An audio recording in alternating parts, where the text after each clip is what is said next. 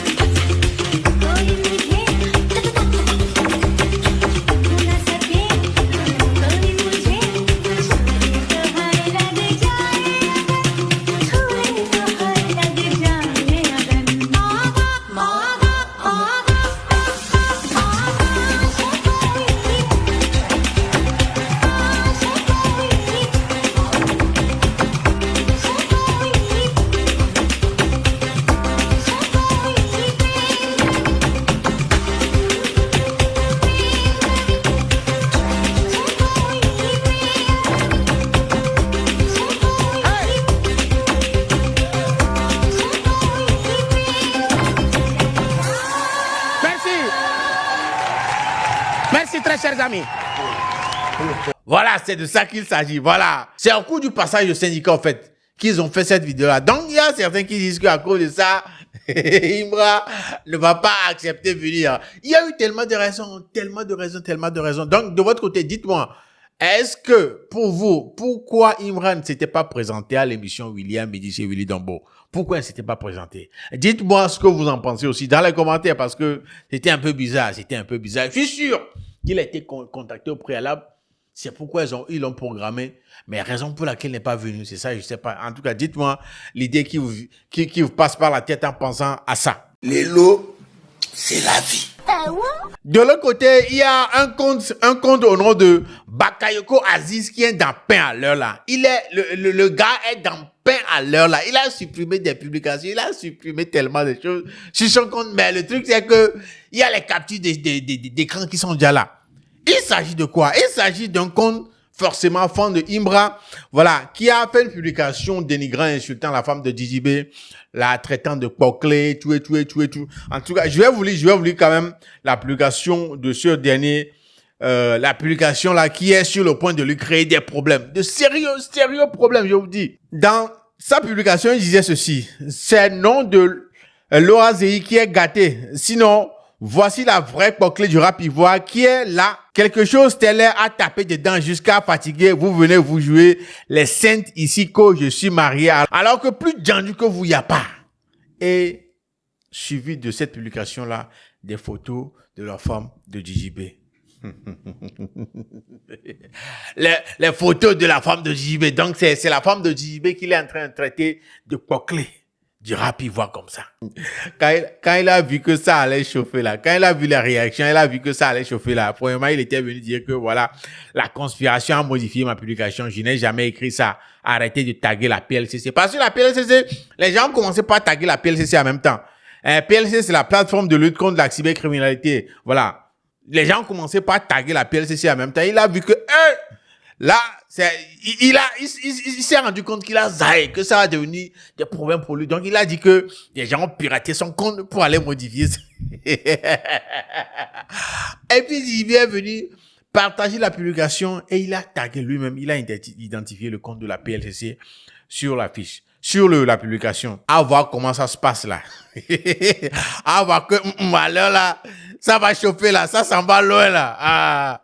Ah ouais, il est venu faire cette publication. Il a dit, bonsoir à tous s'il vous plaît. J'ai écrit ce message pour vous demander pardon surtout à la légende Djibé et à son épouse. C'est bien moi qui ai fait ce post. Je l'ai supprimé peu de temps après quand les gens ont commencé à taguer la PLCC. J'ai eu peur, je voulais pas avoir de problème. S'il vous plaît, j'ai une mère et une petite sœur à ma charge si je vais en prison qui va s'occuper d'elle. Ah, donc tu savais pas ça? Tu sais pas ça? Quand tu manquais du respect, tu racontais tout ce que tu voulais sur la femme de quelqu'un là. Tu savais pas ça? Tu savais pas que tu avais une maman et une sœur qui sont à tes charges? Ok, je continue. S'il vous plaît, je m'incline devant vous. En ce moment, aidez-moi à demander pardon aux autorités et à la police. Je regrette vraiment mon comportement. S'il vous plaît, aidez-moi. C'est gâté. Ah oui, c'est gâté. Après, il a fait une autre publication pour dire, Djibé, j'ai une mère et une petite sœur de 7 ans qui ont besoin de moi. Je suis le seul garçon, s'il vous plaît, pardonne-moi. Il a dit, c'est pas ça. Tu sais, beaucoup de personnes, même si tu n'es pas du côté de Djibé, cette publication-là, c'est vraiment déplacé. C'est vraiment déplacé. Il ne devait pas faire cette publication-là, mais voilà ce qu'il a fait. Et voilà les retombées.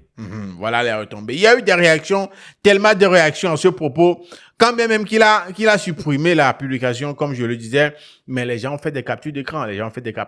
Mais il y a quelqu'un dont le nom de son compte est Imra Junior qui a dit, Bakayoko Aziz, tu n'as pas à t'excuser. Ce nez du Djibé ne va rien te faire. Il appelle PLCC pour rien. La PLCC ne va pas réagir. Ils ne vont pas t'arrêter. Tu as tout mon soutien, frère. Et voilà des gens comme ça qui m'ont tendu en erreur. Et puis quand ça va chauffer là, c'est toi seul qui vas faire face aux problèmes que ça va engendrer. C'est toi seul qui a fait face aux problèmes. Il y a eu d'autres personnes qui ont réagi.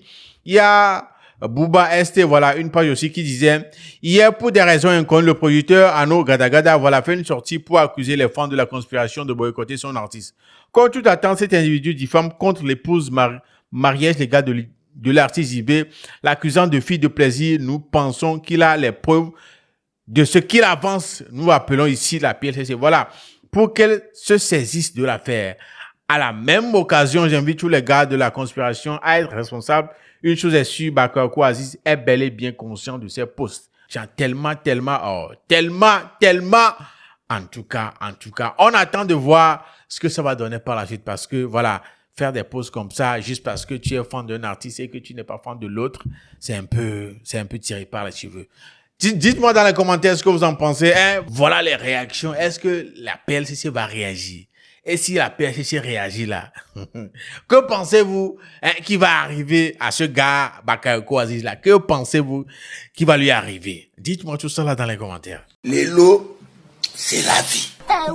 Ouais, comme je le disais hier, Suspect 95 était de passage dans l'émission Showbuzz de Moulkoukou. Et il a fait des déclarations là-bas. Des questions lui ont été posées. Il a répondu, mais ces réponses-là n'ont pas plu à beaucoup de personnes, surtout ceux de la conspiration. Ils n'ont pas du tout aimé les réponses de Suspect. Il y a de l'autre côté l'autre camp qui ont kiffé sa réponse, mais les gars de la conspiration là n'ont pas du tout aimé les réponses de Suspect 95. Ils sont en train de le traiter de tous les noms, vraiment tous les noms, de aigri, de quelqu'un qui voulait humilier Djibé, de quelqu'un qui... Hey!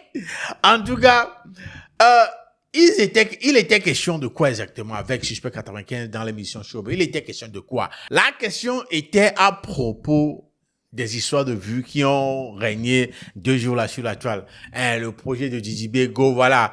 Là où c'est arrivé, où on dit Djibé a acheté des vues, tout ça là. C'est là où on lui a posé la question de ce qu'il pense de ça. S'il pense vraiment que Djibé a acheté des vues, de lui en tant qu'artiste, ce qu'il pense vraiment de ça. Regardez la vidéo, on revient juste après. C'est-à-dire qu'il y a eu les 2 clips qui sont sortis, le clip de Imra et le clip de Didi B, ça crée beaucoup de bruit. Et après, on a parlé d'Inde. On a parlé de vues volées, etc. Il y a eu beaucoup de choses qui sont racontées. Quel est ton avis sur cette histoire? Moi, je ne valide pas. Qu'est-ce que tu ne valides pas? L'achat de vues, pour moi, c'est de la tricherie. Tu penses qu'il y a eu achat de vues? Je ne pense pas, il y a eu achat de vues. Tous les professionnels, c'est pour ça que les professionnels ne parlent pas, parce qu'on sait comment ça se passe. C'est ça maintenant que moi, je ne sais pas. Peut-être lui, on fait ça en cadeau d'anniversaire. Sinon, je ne sais pas. Mais en vrai, tout le monde sait les vues achetées.